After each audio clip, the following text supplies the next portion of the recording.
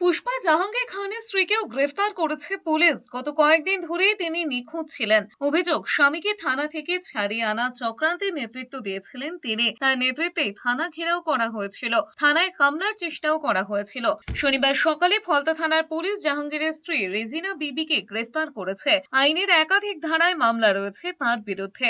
জাহাঙ্গীরের স্ত্রীর বিরুদ্ধে অস্ত্র বিস্ফোরক আইনের একাধিক ধারায় মামলা রুজু করেছিল পুলিশ। জাহাঙ্গীর ছিলেন 2026 সালে বিধানসভা নির্বাচনে ফলতা কেন্দ্রে তৃণমূল প্রার্থী। ভোটের আগে তিনি নিজেকে পুষ্পা বলে দাবি করেছিলেন, জানিয়েছিলেন কোনো পরিস্থিতিতেই তিনি ঝুঁকবেন না। কিন্তু বিধানসভা ভোটে গোটা রাজ্যে ভরাডুবি হয় তৃণমূলের। ফলতায় পুনর্নির্বাচনের কথা ঘোষণা করে কমিশন। তারপরে সেখানে ভোটের লড়াই থেকে সরে গিয়েছিলেন জাহাঙ্গীর, জানিয়ে দেন তিনি লড়বেন না। ওই কেন্দ্রে বিপুল ভোটে জয়ী হন বিজেপি প্রার্থী। জাহাঙ্গীর শেষ করেন চতুর্থ স্থানে। একাধিক মামলায় জাহাঙ্গীরকে খুঁজছিল পুলিশ। অনেক তল্লাশির পর নেপাল সীমান্তের কাছ থেকে তাকে পাকড়াও করা হয়।